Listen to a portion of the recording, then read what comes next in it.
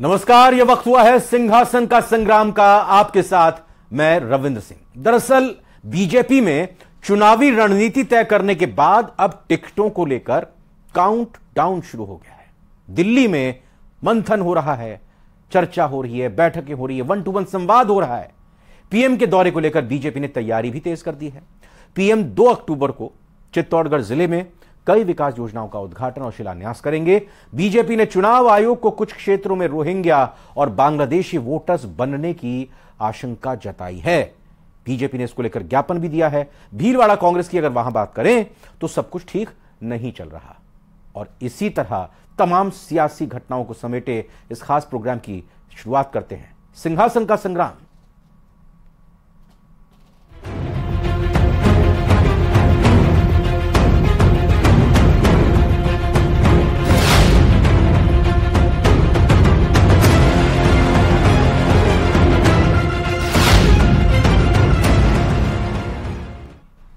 BJP ने प्रदेश की 40 से ज्यादा विधानसभा सीटों पर रोहिंग्या और बांग्लादेशियों को मतदाता बनाने की आशंका जताई है। बीजेपी ने केंद्रीय चुनाव आयुक्त से 5% से ज्यादा नए वोटर्स बढ़ने वाली सीटों की जांच करने की मांग की है। और इसके अलावा चुनावों में काले धन के इस्तेमाल की भी बीजेपी ने आशंका जताई है। सौरभ गृहस्थी की सुपर एक्सक्लूसिव रिपोर्ट देखते हैं।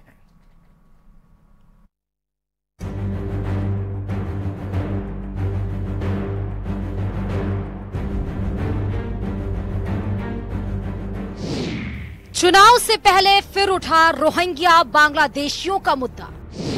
रोहिंग्या और बांग्लादेशी वोटर पर बीजेपी की आशंका। कुछ विधानसभा क्षेत्रों में अप्रत्याशित रूप से बढ़ गए नए वोटर्स। बांग्लादेशी और रोहिंग्या को मतदाता बनाने की आशंका। चुनाव आयोग को बीजेपी ने दिया ज्ञापन। जब मतदाता सूची में अप्रत्याशित वृद्धि हुई है, वहाँ इसी प्रकार के लोगों को, जिनको अभी नागरिकता का सवाल भी खड़ा हुआ है, ऐसे लोगों को जयपुर के अंदर वोटर लिस्ट में नाम इंदराज करना, रोहिंग्या और बांग्लादेश के लोगों का नाम इंदराज होना, ये चिंता की बात है।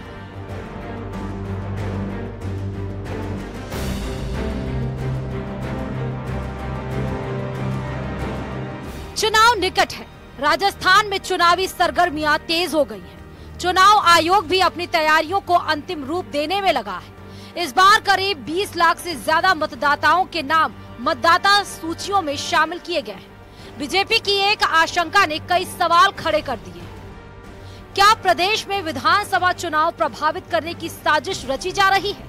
क्या मतदाता सूचियों में रोहिंग्या और बांग्लादेशी नागरिकों के नाम जोड़ लिए गए?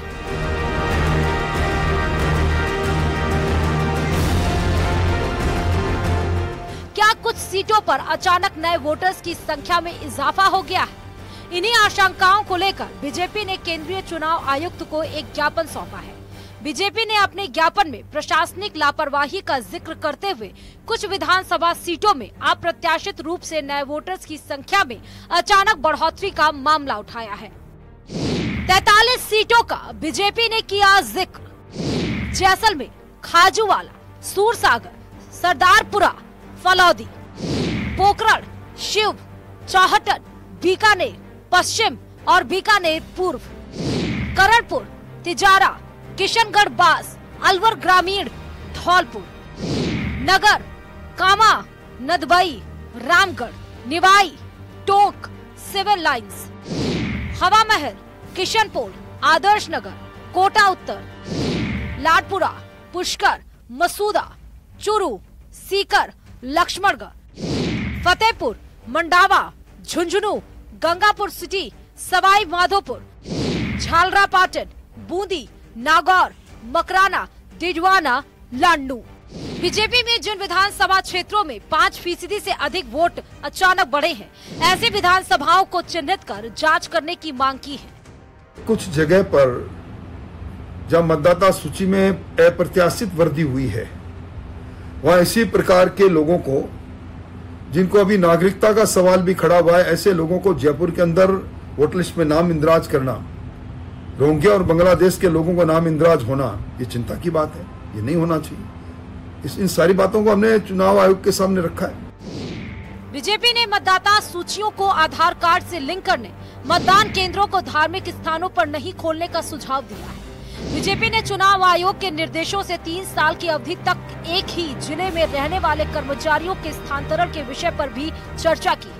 बीजेपी ने कई मतदान केंद्रों पर मतदाता सूचियों में नाम जोड़ने, हटाने और संशोधित करने की प्रक्रिया में हो रहे पक्षपात पर अंकुश लगाने की बात भी की।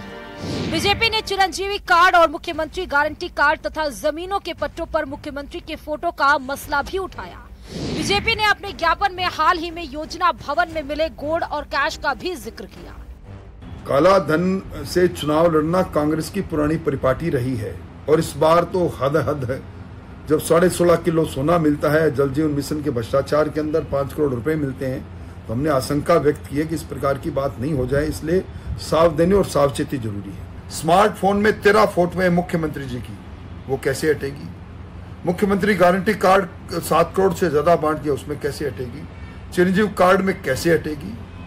और राजस्थान के अंदर चुनाव आयोग के निर्देश पर 3 साल से ज्यादा समय तक जो लगातार अपने पदों पर बने रहे, उन अधिकारियों को हटाने का प्रावधान है।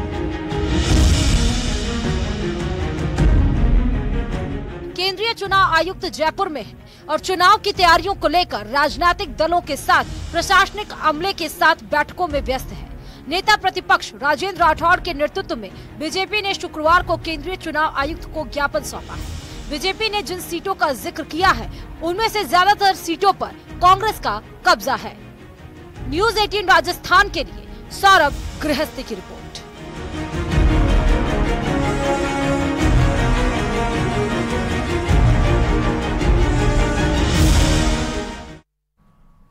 राजस्थान में विधानसभा चुनाव जीतने के लिए बीजेपी ने पूरी घेराबंदी कर ली है। पार्टी के राष्ट्रीय नेता लगातार प्रदेश के दौरे कर रहे हैं, एक के बाद एक। प्रधानमंत्री नरेंद्र मोदी और केंद्रीय मंत्रियों के दौरे हो रहे हैं। अभी 4 दिन पहले यानी 25 सितंबर को प्रधानमंत्री नरेंद्र मोदी की जयपुर में ऐतिहासिक सभा हुई थी। एक बार फिर पीएम मोदी राजस्थान दौरे पर आ रहे हैं।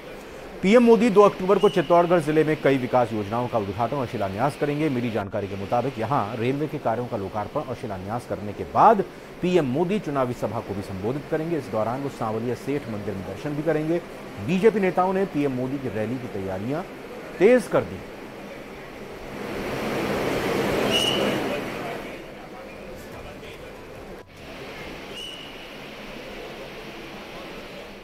देखिए, कल शाम को ही हमें सूचना मिली, ज्ञात हुआ कि आदरणीय प्रधानमंत्री नरेंद्र मोदी जी का चित्तौड़ सांवलिया जी में कार्यक्रम बना है और हम सब लोगों का सौभाग्य आदरणीय प्रधानमंत्री नरेंद्र मोदी जी का मार्गदर्शन मेवाड़ की धरा को मिलेगा, बागड़ की धरा को मिलेगा। और यहाँ रोड ट्रांसपोर्टेशन हो, चाहे रेलवे हो, चाहे सिविल एविएशन हो, अनेक कार्यों का शिलान्यास और उद्घाटन भी माननीय प्रधानमंत्री जी के हाथों होगा। आज सुबह ही सभी लोगों को आग्रह किया गया और सब लोगों में उत्साह है, जोश है कि आदरणीय प्रधानमंत्री जी को सुनने का अवसर, उनसे मिलने का अवसर सब लोगों को मिलेगा।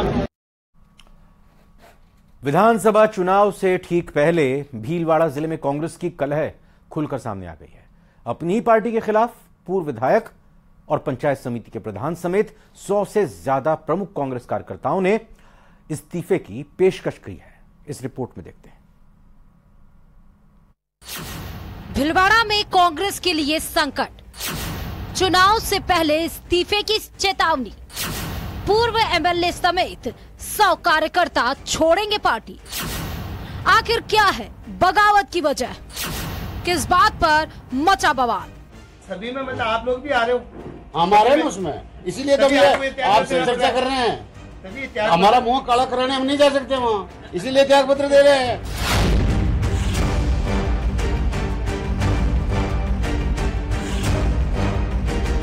राजस्थान विधानसभा चुनाव 2023 की तारीखों के ऐलान से पहले भीलवाड़ा जिला कांग्रेस में फूट सामने आई है। यहाँ पूर्व विधायक, पंचायत समिति प्रधान समेत 100 कार्यकर्ता अपनी पार्टी के खिलाफ मुखर हैं और इस्तीफे तक की पेशकश कर रहे हैं। लीजिए, खुद सुन लीजिए। हमने आज सभी लोगों ने लगभग 100 आदमी हम, जिसमें पूर्व विधायक प्रदीप कुमार सिंह जी, वर्तमान प्रधान, सरपंच संघ के अध्यक्ष जी, पूर्व प्रधान जी, मेरे सहित लगभग 100 से अधिक लोगों ने, हमने मुख्यमंत्री जी से और हमारे संगठन के सभी नेताओं को पत्र लिखकर ये मांग की है कि अगर ये 16 पंचायतें यहाँ नहीं आती है तो हमारा त्यागपत्र स्वीकार करना। अब मुखालफत की वजह भी समझ लीजिए। विरोध का मुख्य कारण भीलवाड़ा जिले से अलग करके नए बनाए गए शाहपुर जिले की मांडलगढ़ विधानसभा क्षेत्र की 16 ग्राम पंचायत है। दरअसल मांडलगढ़ विधानसभा क्षेत्र की इन 16 ग्राम पंचायतों को नए जिले शाहपुरा में शामिल कर दिया गया, जबकि ये ग्राम पंचायतें भीलवाड़ा जिले में ही रहना चाहती हैं। आज हमारी जो पीड़ा है, इस पीड़ा को समय रहते हुए, समय केवल 10 दिन 8 दिन है आचार संहिता के, इसके पहले हमारी इन पंचायतों को भीलवाड़ा जिले में अगर ये मिला लेते हैं तो कांग्रेस आज मांडलगढ़ में जिंदा रहेगी। भाई कोई भी फार्म भरो, वहाँ कोई होने जाने वाला नहीं है। नए जिलों के सीमांकन के बाद से ही इन 16 ग्राम पंचायतों को लेकर विरोध शुरू हो गया था, जो राजस्थान विधानसभा चुनाव में भी थमता नहीं दिखाई दे रहा है। जानकार कहते हैं कि अगर हालात ऐसे ही रहे तो कांग्रेस का गढ़ होने के बावजूद आगामी चुनाव में कांग्रेस को हार का मुंह देखना पड़ सकता है। रामपाल शर्मा ने तो यहाँ तक कहा कि इन सारी घटनाओं से अकेले मांडलगढ़ विधानसभा क्षेत्र ही नहीं बल्कि पूरे जिले की 7 सीटों पर कांग्रेस को नुकसान उठाना पड़ सकता है। न्यूज़ 18 राजस्थान के लिए भीलवाड़ा से राहुल कौशिक की रिपोर्ट।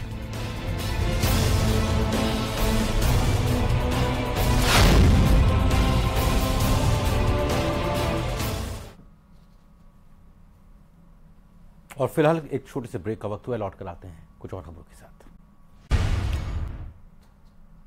ब्रेक के बाद आइए एक बार फिर से कांग्रेस की बात करते हैं, जिसको लेकर कहा जा रहा है कि राजस्थान में अगले कुछ दिनों में कांग्रेस अपने उम्मीदवारों के नामों का ऐलान कर देगी। लेकिन नाम ऐलान के बाद जो सबसे बड़ी मुश्किल खड़ी करेंगे वो करेंगे बागी, ऐसा माना जा रहा है, क्योंकि जिन्हें पार्टी ने टिकट नहीं दिया वो दिक्कत खड़ी कर सकते हैं। निर्दलीय विधायकों के आगे कांग्रेस मानो बेबस सी नजर आ रही है। दर्जन भर सीटों पर निर्दलीय विधायक एक बार फिर से कांग्रेस के टिकट की चाहत रख रहे हैं, अपना दावा ठोक रहे हैं, और इससे कांग्रेस पृष्ठभूमि के उन नेताओं की बेचैनी बढ़ गई है जिन्होंने पार्टी टिकट पर चुनाव तो लड़ा था 2018 में, लेकिन वो जीत नहीं पाए थे।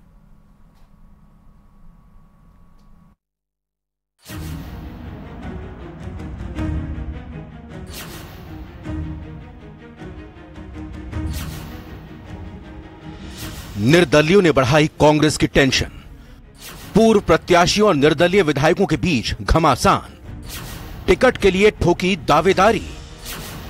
पिछली बार निर्दलियों ने मारा मैदान, इस बार कैसे करेंगे नजरअंदाज। राजस्थान में कांग्रेस के लिए टिकट वितरण सबसे बड़ी चुनौती साबित होने वाली है, क्योंकि जिन सीटों पर पिछली बार उसने पार्टी प्रत्याशी को उतारा था, उन सीटों पर निर्दलियों ने जीतकर कांग्रेस को मुश्किल में डाल दिया। इस बार भी पूर्व प्रत्याशियों के साथ ही निर्दलीय विधायक मैदान में हैं। मनीष यादव ने 2018 में कांग्रेस के टिकट पर जयपुर ग्रामीण की शाहपुरा सीट से चुनाव लड़ा था, लेकिन निर्दलीय आलोक बेनीवाल से 3,855 मतों के अंतर से चुनाव हार गए। आलोक ने चुनाव जीतने के बाद अल्पमत की गहलोत सरकार को बहुमत में बदला, तो सीएम गहलोत ने भी उनकी हर मुराद पूरी की। अब फिर से टिकट की दावेदारी कर खुद को जिताऊ करार दे रहे हैं। इस प्रकार से कौन व्यक्ति खरा उतरा है, जो वर्तमान में जनप्रतिनिधि है वो खरे उतरे हैं जनता की सेवा में, या जो वास्तव में चुनाव हारे, रनर अप रहे और फिर भी जनता के बीच में रह करके जिनको सरकार का सहयोग नहीं मिला, संगठन का सहयोग नहीं मिला, उसके बावजूद जनता के बीच में खड़े रह करके उन्होंने अपनी प्रेजेंस रखी। मैं मानता हूं कि राजस्थान में सरकार में रहते हुए हमारे कार्यकर्ताओं की सुनवाई नहीं हुई, लेकिन फिर भी हम कांग्रेस पार्टी के साथ बंधे रहे और हमने पूरी मेहनत करी। ठीक यही हालात सुभाष मील का है, जिन्होंने खंडेला से कांग्रेस की टिकट पर पिछला चुनाव लड़ा। निर्दलीय महादेव सिंह खंडेला की आंधी में 9,000 वोटों से चुनाव हार गए। खंडेला को भी गहलोत सरकार में कैबिनेट मंत्री का दर्जा मिला और सुभाष को सरकार में कहीं जगह नहीं मिली।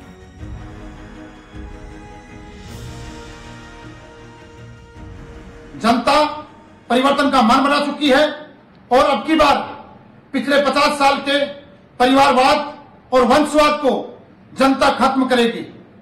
हम पिछले 15 सालों से कांग्रेस पार्टी के लिए पूरी निष्ठा से काम कर रहे हैं। मुझे पूर्ण विश्वास है कि पार्टी मुझे टिकट देगी। मनीष और सुभाष कोई अकेले नेता नहीं है जिनकी कांग्रेस में होते हुए भी पार्टी ने सुध नहीं ली। जो भी निर्दलीय कांग्रेस उम्मीदवार के सामने चुनाव जीतकर आया वो सरकार की आंखों का तारा बन गया। कांग्रेस पृष्ठभूमि के 11 उम्मीदवारों ने निर्दलीय उम्मीदवार के रूप में चुनाव लड़ा, जिनमें से 10 विजयी हुए, जबकि बीजेपी के 12 उम्मीदवार निर्दलीय चुनाव लड़े, जिनमें से सिर्फ एक ही जीतने में सफल हो पाया। कांग्रेस पृष्ठभूमि के राजकुमार गौड़, महादेव सिंह खंडेला, बाबूलाल नागर, बलजीत यादव, खुशबीर सिंह, संयम लोढ़ा, रमीला खड़िया, लक्ष्मण मीणा, आलोक बेनीवाल और रामकेश मीणा ने निर्दलीय चुनाव लड़ा और अंतर से जीत हासिल की। अब निर्दलीय विधायकों और कांग्रेस के पूर्व में प्रत्याशियों में टिकट के लिए जोर आजमाइश चल रही है। दोनों खुद को असली कांग्रेस और दूसरे को नकली कांग्रेस साबित करने में जुटे हैं। वैसे बागियों की दिक्कत किसी एक दल की नहीं होती, सभी दलों की होती है। अब आगे आगे देखते हैं क्या होता है। सिंहासन का संग्राम में आज इतना ही।